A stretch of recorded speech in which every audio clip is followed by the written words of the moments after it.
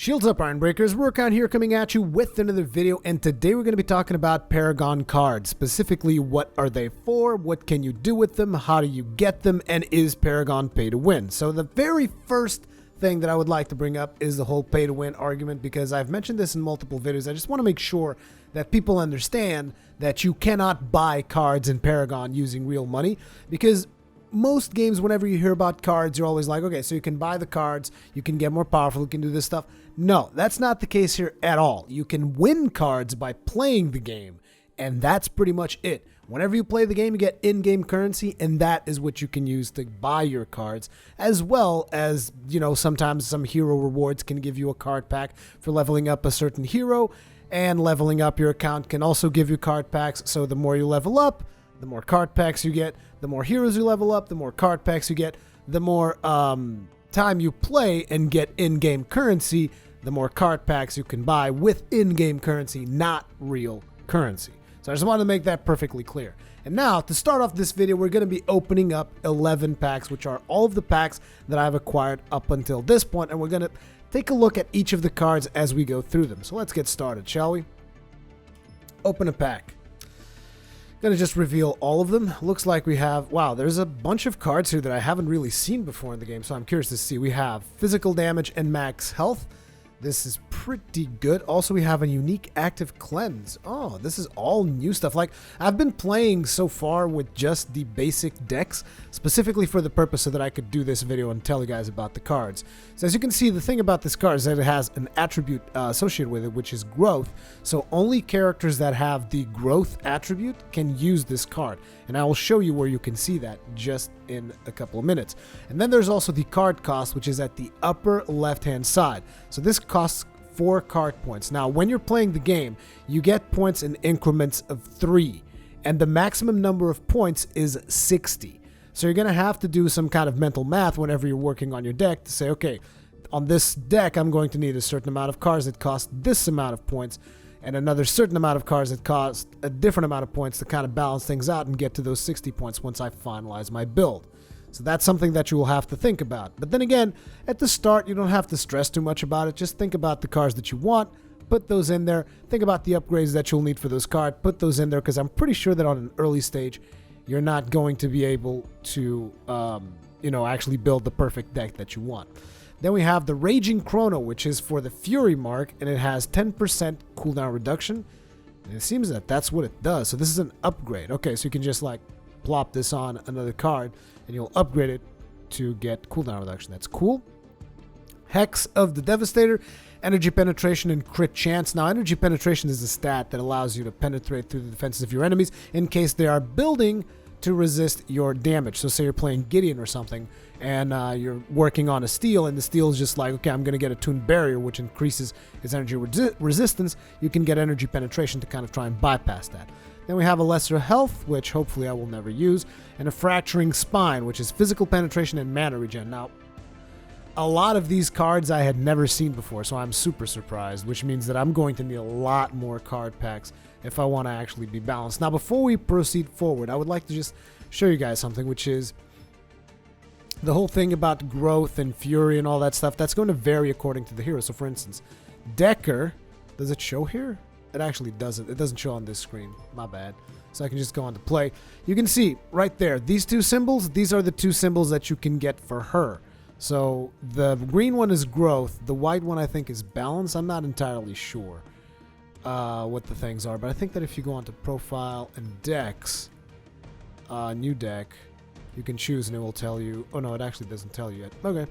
Well, anyway, different heroes have different cards that only they can use. So, for instance, Kalari can use all of those black cards, which I'm not sure what the symbol is. It might be death. Rampage, on the other hand, can use any of the cards that we've gotten because he has both growth and fury. So you just have to keep that in mind as you are building decks. Certain cards will be available to you, other cards won't. So, for instance, Steel will not have access to any of those growth and fury cards that we just got. Anyway, let's go ahead and continue to unpack the decks that we have here. Open another pack, reveal all. Wow, we're getting a lot of growth cards as well as a lot of death cards. And the card that costs 5 points, I've never seen that. So this is actually an upgrade and gives you 20 life steal. So it's pretty much life on hit. Curse of the Leech, 7.6 energy damage and 4 lifesteal. Scourging Tails, which is unique active on ability, hit 80 physical armor shred. Huh, that's pretty cool. So you can burst through physical damage, but you need to have the corruption on the hero that you're using that on. It's interesting because they can balance these cards around to only be used by certain heroes. They have Savage Remedy, gives you mana and health regen, and Thorn Greenweave, which is energy armor and physical damage. Now this is really good for Rampage because you can build him.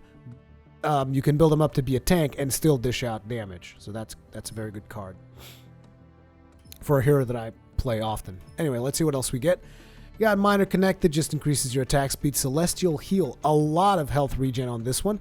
It is part of Order, so it was not balanced. It was actually called Order, which means characters like Muriel, and I think there's a couple more have it. I think Steel also has Order, so you could get health regen on Steel if you want. Health Potion, which I probably don't need. I think we get that from the starter decks. And Adamant Edge, which is a very basic card. Deals more damage, gives you more health, as well as Advanced Mana, the upgrade. That's not too shabby. Open up another pack. Reveal all. We have Victory Touch, which is energy damage and cooldown reduction. So very important for characters that require dealing a lot of damage as well as cooldown reduction. So stuff like Gideon, for instance, this would be the card that I would put on him. The problem is I don't think Gideon can do Fury, so I'm not sure what character could use this, to be completely honest. Energy damage with Fury. Have a Brawler's Key. Now this works as both a key for Harvesters, which you guys have seen me use, as well as it has a couple of additional stats. So it's like an upgraded version of the Harvester's Key.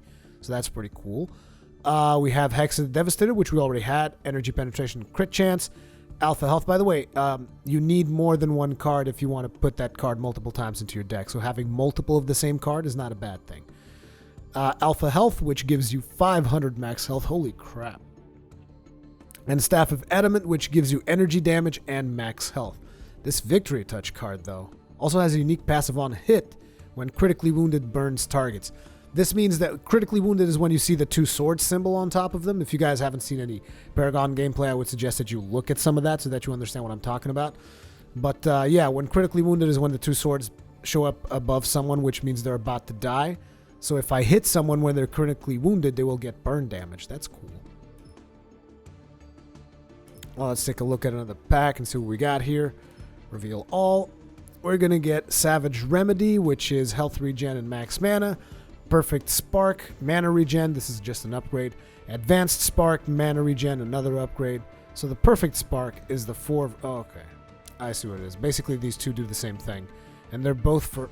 This one's for Order, though. You have to be part of the Order thing if you want to have the maximum mana regen, apparently. And Advanced Spark, however, is advanced for everybody. Sword of the Altar, just 4 lifesteal, and once fully upgraded, crit bonus. Now, this is something I think will probably come into play on a character like Grux, although I'm not entirely sure because you still need that crit damage, but I'm not sure if it could become viable since he attacks pretty fast. Like maybe you can have a lifesteal / attack speed build? I don't know. Then we just had basic mana there, which was not a big deal. Reveal all. We got, again, Hex of the Devastator. It's like the game is telling me, you know what you need to play? You need to play someone who deals a lot of energy damage. Then you have a basic cast, which is pretty good. I mean, it's actually important to get these basic cards so that you can get your deck into shape with upgrades and whatnot. You guys will be seeing that when we go to the deck building part. Elder Mage Amulet, very good. It's a basic card, just increases your energy damage as well as gives you health. It's kind of like if you're going for a tank mage type build, this is the kind of card you want. Then you have Tainted Magic, which only works for corruption, gives you crit chance and energy damage. But on ability hit, it will poison a target. That's pretty cool. That is very cool, particularly for characters that constantly hit with abilities. I mean, all characters can hit with abilities. What I mean is characters that rely on abilities more so than auto attacks. Then you have the Celestial Heal, which gives you health regen. Now this, for instance, could be used. No, but it's energy damage. Now I think Kalari is physical. Or am I wrong? Is Kalari energy? I should check on that.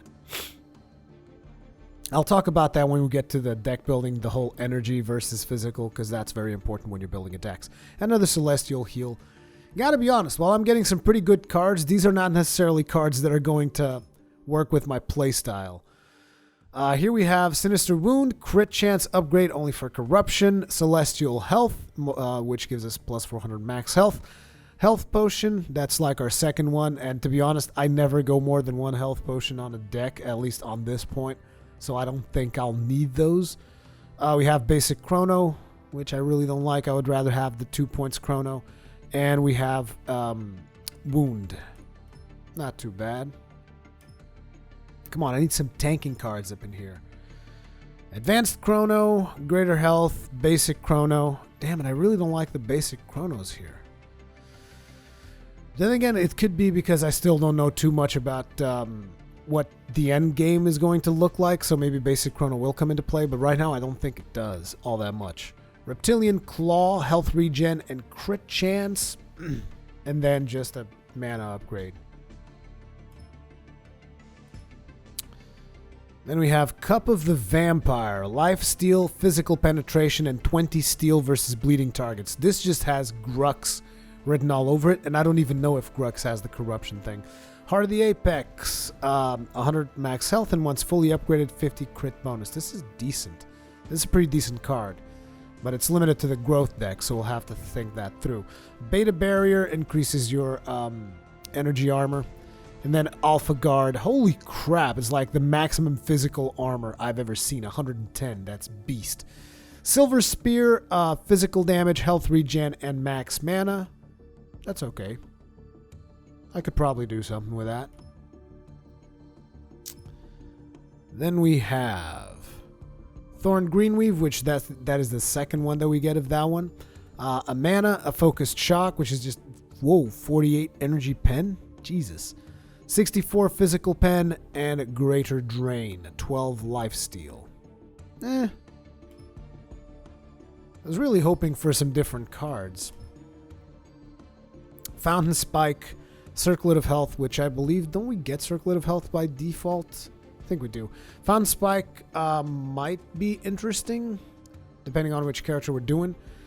Golden Veil, 22 energy armor, 8% crit chance. Celestial Guard, 88 physical armor. Holy crap, that's quite a bit.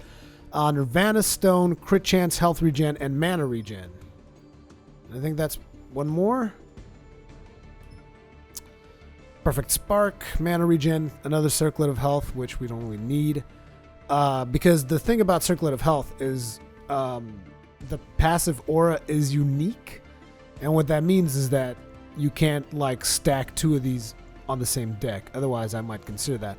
A Reaper's Key, which reduces Harvester's time, gives you energy damage and crit chance. And then Pierce, which is just a flat-out physical penetration, and Alpha Guard. Very well, and those were the only packs we could get. And if you go to get more packs, as you can see, the only way to do it is to actually use the in-game currency, which is that. The other currency that you see next, that's the premium currency, and you can't buy card packs with premium currency. Anyway, now it is time to take a look at decks. And you guys have been wondering, okay, so now it's going to get real messy. How the hell do you build decks? And it's actually not that hard. We're going to create a new deck, and we're going to create a deck for a character that I tend to play a lot, which is going to be Steel. Now, for starters, you can copy the cards from your starter deck, but you don't have to. I think you're going to have access to all of the starter deck cards, which is still quite a few. And that should be enough to like get your bases, just get your basics set, and then just like progress from there.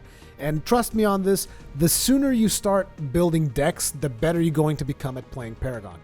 So your first choice is between 3 cards. These are 3 very important cards, even though they might not even come into play for the entire match. But they're very important cards when they do come into play. So the Archmages, which just gives you a flat-out energy damage bonus, is all of these 3 cards, by the way, is whenever you get the Orb Prime buff. If you don't know what I'm talking about, I've done a video that explains all of the basic gameplay mechanics. You should go there and figure out what the Orb Prime buff is, because that's when these come into play. You can only have one of them per deck, which means you will get only one of the buffs per deck. And so you will want to figure out which one you want to get. So you either get the Archmagus, or you get the Centurion, or you get the Warlord. Notice how it doesn't let me put all of them. You can only have one. So this is going to decide what your character is going to do when you get the Prime Orb buff. So do you want to deal more damage? Do you want to have more health? Or do you want to deal more physical damage? These are very basic at this point in time, but notice that the scaling on it, like your basic physical damage card gives you 7.6 damage. And when you get the Orb Prime, you just gain flat out 75 damage. Actually, it's almost 76. I don't know what's the deal with the 75.8, but whatever. That's going to be the damage that you're going to get. Now, since we're doing one for steel, we're going to go with the Centurion, which is you want to be tankier because you're the tank, at least for the specific deck that I'm working on. If you're working on an offensive steel, you might want to consider getting the Warlord because steel works with physical damage.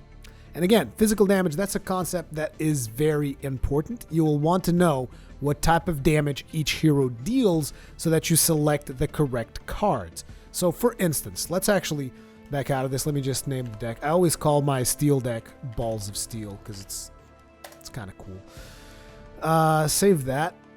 And let's actually, save the changes. And now let's go to play. So in case you're wondering what is the type of damage a certain hero deals, you just click on that hero and then see one of his abilities. So for instance, Decker here deals energy damage. If you go to Fang Mao here deals physical damage. So that's something that you have to keep in mind.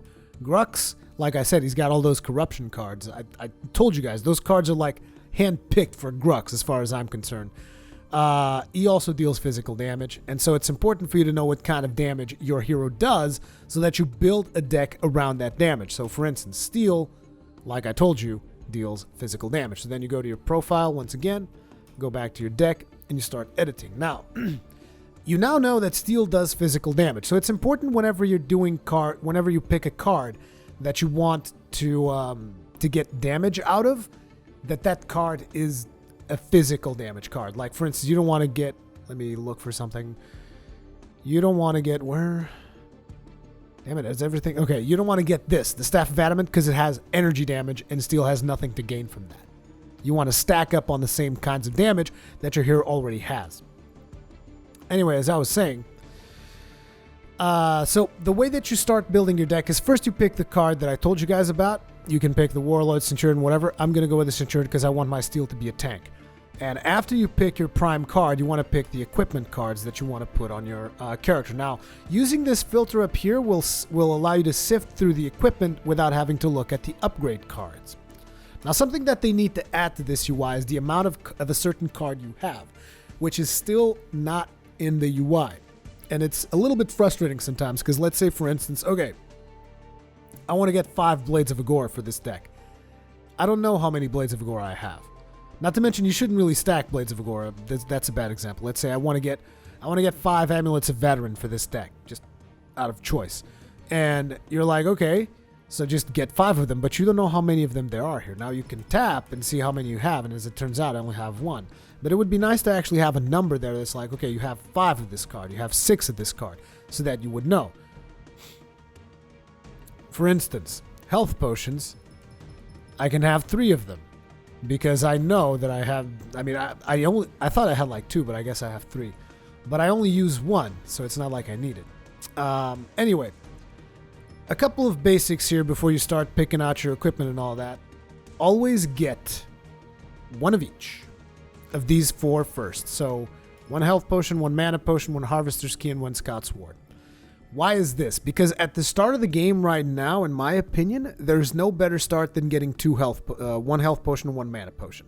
Or if you want, you can double up on health potions, but I would not necessarily advise it because you will need your mana potion as well. That's my personal opinion. If you want to double up on health potions, be my guest, or maybe 2 health potions, 1 mana potion, whatever, but just make sure that you figure out what you want to have at the start of the game. And personally, I like having 1 of these 3 items, 3 of these 4 items, and the Scout's Ward is basically a ward. The Harvester's Key allows you to to capture Harvesters faster, and this is particularly important for junglers. So if your character is a jungler, you will definitely want to have a Harvester's Key. And when you are playing a tank, like I told you, you might want to consider jungling at the start of the game.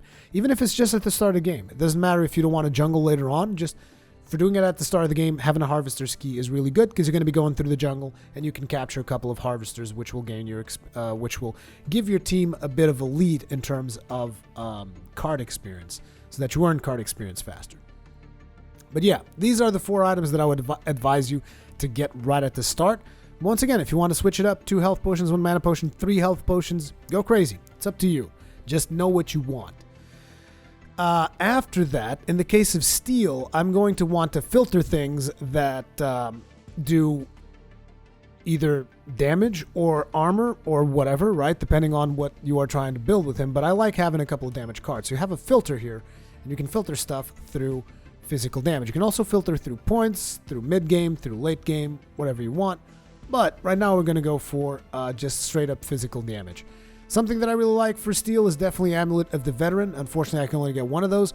So let's get some adamant edges in there to make up for that. Wow, that's a lot of adamant edges. Maybe I don't need that many.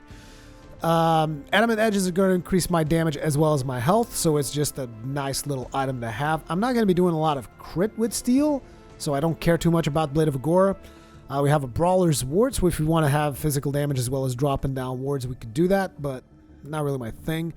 I think I'd rather have something that gives me cooldown reduction as well as damage, but I don't think I have any of those cards yet. Because all of these give mana, and I would like to have one that would give me health instead. I would like one with tanking stats. Since we don't have any of those, I already know that there's another card that I can go ahead and get rid of that. I know that there's another card, which is the Pendulum of Lords, which I would rather have. That gives you health and cooldown reduction. Cooldown reduction, super important on steel, in my personal opinion, because your initiator has a rather long cooldown, which is ultimate, so you will want to go ahead and get cooldown reduction for that. And now we have 1, 2, 3, 4 cards that are like your typical just buffing cards, right? Now, if you want to just make a deck that only goes for the 6 cards, which is the maximum amount of cards that you can have at any given time equipped on your character, you don't need much more than this. However, we want to have a deck that gives us a couple of options, right? So what we want to do is want to locate a couple of tanking items here. So let's go with some Tune Barrier. Tune Barrier gives you resistance to energy damage, so damage from characters like Gideon and stuff like that. So we're going to get another one of those. Going to get 2 Tempered Plates so that we have choices for stuff that we can pick up. And that might actually be it for our first one. What's this? Physical Armor and Max Mana, Unique Active Shield to Allies. This is actually really good for a character like Muriel, in my opinion. I don't think I want to be, providing shields to my allies as steel, although you could. It's an option that you have. There's plenty of options for stuff you can do. There's also a crit chance thing here, Magus Ward, Magus Key, Lord's Key, Golden Veil, Energy Armor, and crit chance. There's a lot of options here, but we're going to go with the basics because I don't really see a lot of things here that I want to use. I could consider the Chrono Spike. Problem here is if I go too deep into the damage, I'm not going to be as tanky as I would like to be. So usually when I play steel, until I get better cards, I'll be going for Tempered Plates, Tune Barrier, Pendulums of Lords. That's the kind of build that I will make, and eventually maybe even put a little bit of damage in there if I feel the need for it. You have to remember, you have to constantly adapt to what your opponents are doing. And now let's take a look at our upgrades to see what we can upgrade our cards with. And this is the point where things get complicated, because sometimes you might be like, oh, I want to put I want to put this Celestial Guard onto my damage card, and it doesn't work like that. You might be considering what can a card be upgraded by. And so my advice is, if you're not sure, click on a card and say filter by, and it will tell you exactly all of the things that specific card can take. So for instance, in Tempered Plate, we can have Celestial Health, Celestial Guard, Greater Health, Greater Guard. We can have all of these things in that Tempered Plate. In Tune Barrier, we can have these. So you can think up how you want to build your deck this way. Just remember that some of these cards will share upgrades, so you'll have to think about upgrades in terms of multiple cards. And now Pendulum of Lords.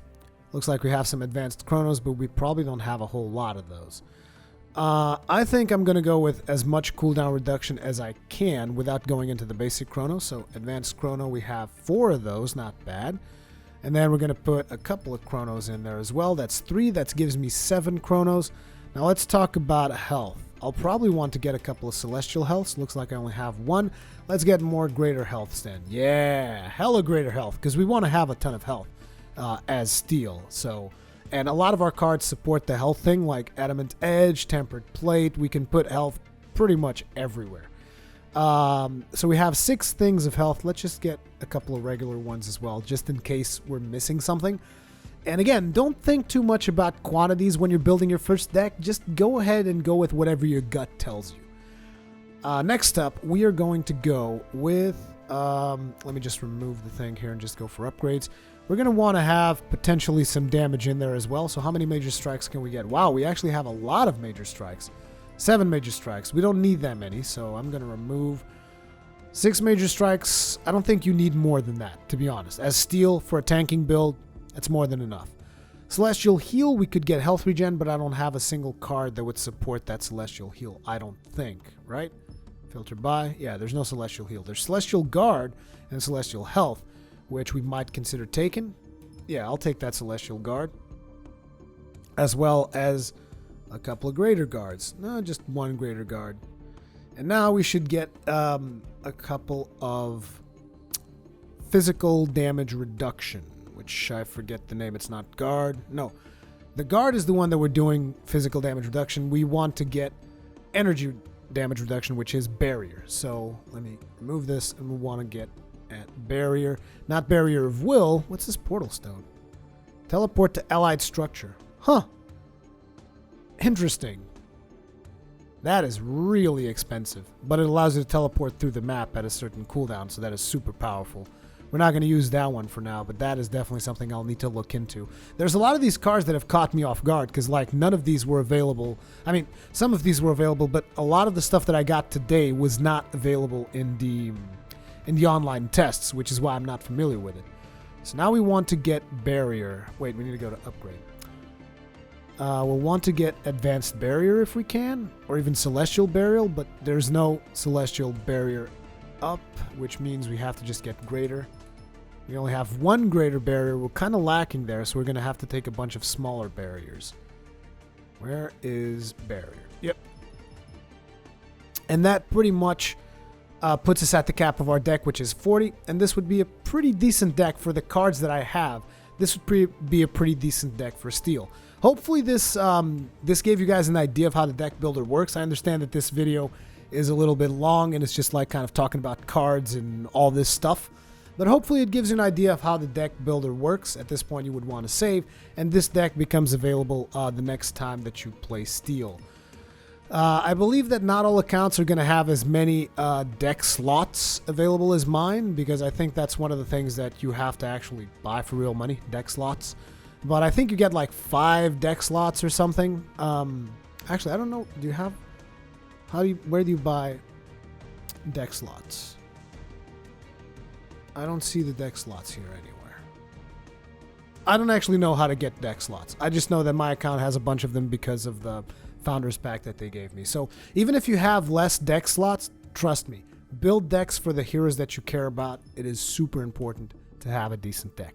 Hopefully this video shows you guys kind of how to get a deck started, and then just take it to the battlefield and try it out. Always remember to make sure that your upgrade cards work with the cards that you have by using the filter function. That is super important. There's nothing more frustrating than getting to a match and then be like, okay, I want to put this upgrade in this card, and you're like, but that doesn't work. And I didn't know. And there's no way to know. There actually is. You can just come in here, hit the filter by, and it just works. Also remember, double check on the type of damage that your hero does so that you know what you need to stack. So for instance, like I said, Kalari here has physical damage. Howitzer is going to be energy damage. So you need to pay attention to that. And also if you're a tank, you need to remember that when you're playing, and you need to look at the enemy team and know, okay, they have Howitzer, Gideon, and Gadget. I might want to consider getting myself some energy damage reduction because they're going to be dealing energy damage to me. So Yeah, it's important to differentiate between the two stats of energy and physical. Anyway, leave me all your comments and questions in the comment section in case you guys missed anything about this video. Hopefully you guys enjoyed it. Leave me a like if you did. Thank you very much for watching, and I'll see you guys in the next one.